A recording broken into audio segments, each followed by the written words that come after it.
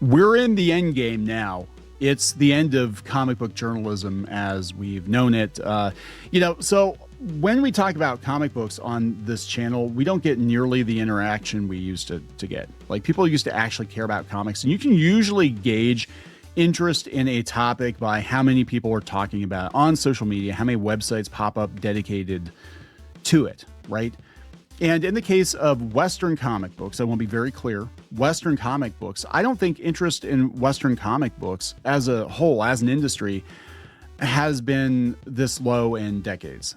In fact, I would say the interest in Western comic books is the lowest it has been, at least in my lifetime.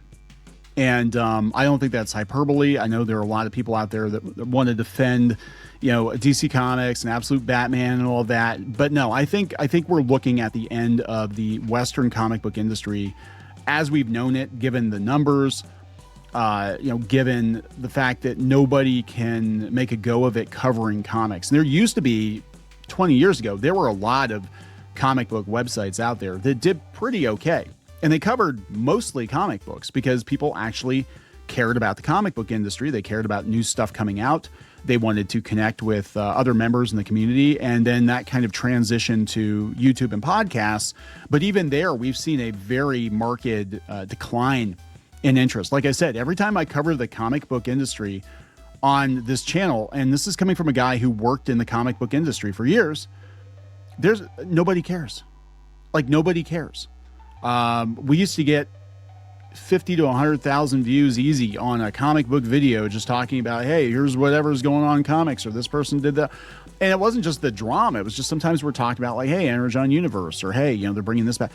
Now nobody cares. It literally, and I'm not even kidding, it literally hurts our channel to talk about comics too much, because if you don't get any engagement on the videos, then YouTube doesn't recommend you to, people again, or they'll be like, oh, you're a comic book channel. Well, nobody gives a shit about that. And Newsarama being done, is another indicator that there's no interest in the comic book industry, at least not in news about the comic book industry. For a while, these websites were propped up with movie news because, we had all the Marvel movies and we had all the Netflix shows and all that. And, geek culture had been mainstreamed. And I'm not saying that comics are dead as an art form. I'm not saying that there aren't people out there buying and enjoying comics. I'm not saying that there aren't good comics out there. What I'm saying is we're on the other side of, I guess, peak mainstream Western comics, and seeing the media around it collapse is another indicator of that, in addition to Diamond collapsing, in addition to the Marvel and DC numbers not being quite what people thought they were.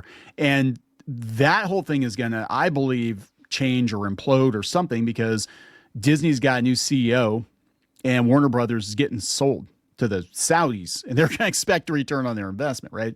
But let's talk specifically about Newsarama, which at one point in time was one of the biggest comic book news sites out there. And Chris Arant is actually writing a eulogy. And we've got Heidi McDonald on the beat, who's been doing this for decades. I know she's bounced from place to place. She was at Publishers Weekly, I think, for a while. And Comics Beat at one point in time was a huge deal too. It was, they got a lot of traffic, and she was talking about, because we were looking at the whole situation with Hiveworks, which was bullshit. And you guys can look that up. Hiveworks is crazy. But she was only making like $200 a month or something on ad revenue. And then on Patreon, she's making a couple $100 a month, like less than $1,000 a month to run a comic book news site. You can literally talk about anything else. You could talk about model trains or something, and you probably get more interaction. I like trains, by the way. I do. I am a special kind of person who likes trains and little toy robots. But let's, again, talk about Newsarama. So before we get into it any further, please subscribe for more pop culture news, views, and rants. And speaking of more, guys, go out to more.clownfishtv.com. That's more.clownfishtv.com for the cost of one super chat, which we do not do super chats on this channel. Unlike other channels, we don't do super chats. So for the cost of one super chat, you can help support us here at Clownfish TV and get access to paywalled content. So that's moreclownfishtv.com. And I think more people are going to have to come up with alternatives to keep their media operations going, because it's not working like it used to. So this is coming from Chris Arant. Now, Newsarama got sold to a video game site a couple of years ago, but they still kept it as kind of the comics tab. And now it's just gone completely. He's the last person out the door, I guess. I mean, it is what it is. People are going to social media now for their news. They're going to TikTok. They're going, even YouTube, though, it's tapered off. Newsarama, 1998 to 2026. An obituary and a eulogy from a former writer and editor. Newsarama helped shape how we talk about comics and the story of what comics was for the past 25 years. Okay, so let's see what he has to say about this. Newsarama was one of the preeminent voices where people could talk at comics in North America for almost 30 years. Yeah, it was Newsarama, Comic Book Resources, which is now CBR because nobody gives a shit about comic books. But now that voice has become silent after a story 28-year career breaking news mega events from Marvel and DC, the dissolution of the Comics Code Authority, the fracturing of the comics market during the COVID era, and the pivotal acquisition of Wildstorm. I forgot Newsarama started in the 90s. Yeah. Newsarama, as we know, it's no more. Despite its somewhat idiosyncratic name, Newsarama was for many years the crossroads where people would go to find out what was happening in the North American comics medium, and for years fostered one of the largest comics communities through its forums and later social media platforms. Yeah, comics forums were huge in the 90s and early 2000s. They were huge. I mean, comics, even after the crash in the 90s, comics culture online was big, and it's been snuffed out. It's been snuffed out by bad decisions and basically just people moving on from the Western comic book market. Now they're talking DC, the floor for comics is going to be $4.99 for a floppy comic. Are you kidding me? That's insane. So, okay, and this is, I know I'm going down a side tangent here, but from a consumer's point of view, $5 for a 32-page floppy that maybe has 20 to 25 pages of comics, of stories, and you can read it in a couple of minutes, really, right? Because they're not as text heavy as they used to be. Look at you, Chris Claremont. Or $10 for manga. Yeah, it's black and white, but it's like 100 and some pages. You get more bang for the buck. And it's accessible. You pick up the book that has the number of the next issue on, and that's it. There's no reboots. There are reboots occasionally, but like, oh, okay, I read number 4 last week. I'm going to read number 5 this week, and that's the order. Whereas with comics, it's like, okay, well, which run of Spider-Man are you talking about? Which numbering? Which Amazing Spider-Man number 1 are you talking about? Where do you start with Batman? Which continuity? Which multiverse? Which you know what I'm saying? It's not a good value proposition for most consumers to even get into Western comics, right? And I think that's part of the reason, if we're talking about the absolute line, it's part of the reason why maybe it is more popular. I mean, legitimately, maybe why it is more popular with younger people is it's a good starting point. Like, oh, this is a brand new Batman, brand new universe. It's number 1. He looks badass. Yeah, okay. I want to read Batman comics. I don't know where to start. It's my daughter. She's really into Batman. She wants to read Batman comics. She doesn't know where to start. I've got like a pile of comics. I'm like, okay, well, here's Batman Year 1, and here's The Dark Knight Returns. And I'm trying to explain to her how this stuff's working. She's like, where's just like Batman number 1? And I think that's why a lot of younger kids are maybe going for it. But that's eventually, I think, going to wane too. Not Bruce Wayne, but just Wayne. Anyway, they said, yeah, they focused on comics, and then the rise of Marvel Studios. The myriad of eras in DC's movie and television efforts, existing solely as a free journalism website funded by the ever-changing online ad revenue model of the past 25 years, that's over. Newsarama evolved as reading habits changed from desktop computers to laptops to smartphones. So Newsarama was founded in 1998 as a partnership between Wizard magazine freelance writer Matt Brady and comics newsletter forum pioneer Mike Duran, spinning out the latter's columns, Comics Newswire. It came at a time when readers had begun migrating from finding news and interviews about comics primarily from paid print magazines to reading them online for free from ad-supported websites. Newsarama was the leading voice in comics journalism's transition from print magazines to the internet, joined by Comic Book Resources and The Pulse, from which The Beat later came from. Oh, yeah, that's right. Yeah, The Beat, it's hard to keep track of that. Changes were taking place behind the scenes as online journalism and ad-supported content in the internet age changed how people who created it were able to make a living.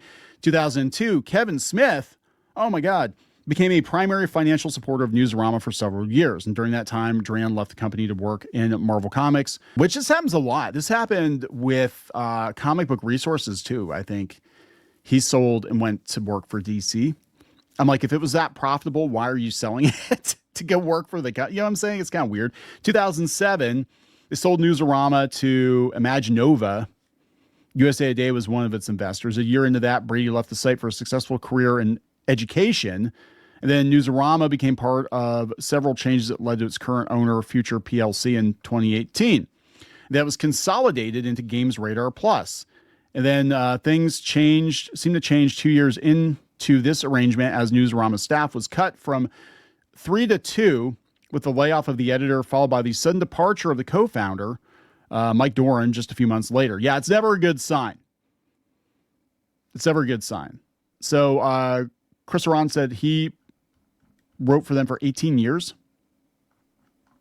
18 years he was there. But yeah, so that's not good. So let's see. The Comics Beat has it. Heidi says comics journalism somehow it soldiers on against all odds, but there are a lot of odds. Some updates and news is Monday. So there are other people leaving too. So Chris Arant said that he's leaving. 17 years. And look, you can have opinions on Chris Arant. I think he's definitely got certain political leanings. I think he's kind of gone out of his way to, I believe in some cases, target people he didn't like or people he didn't agree with, whatever. The point of this being is that the comic book industry is not in a good place. And yes, online journalism is changing for sure. We had websites for like 20 years that were basically decimated in the last couple of years because of the Google changes, the AI snippets, and the ad revenue market changing.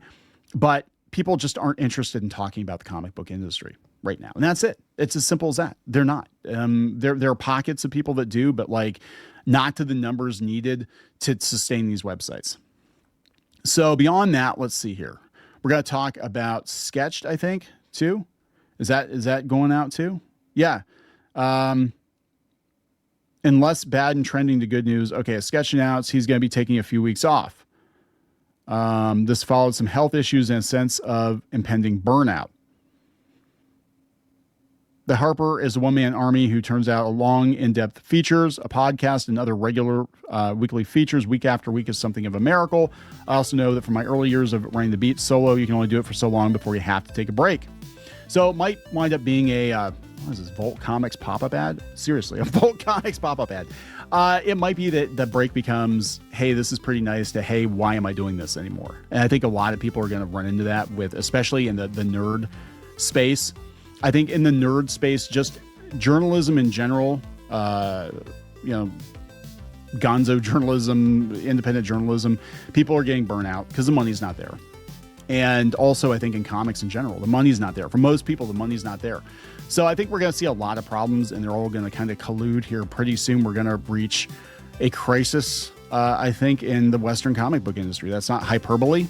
I'm not trying to be like doom and gloom. I'm not trying to be a doomer-unk for the guy in the back, for Zach in the back. I'm not trying to be a doomer-unk. I'm looking at the landscape of things as a guy who worked in the comic book industry, as a guy who knows a lot of people still working in the comic book industry, and it's not good.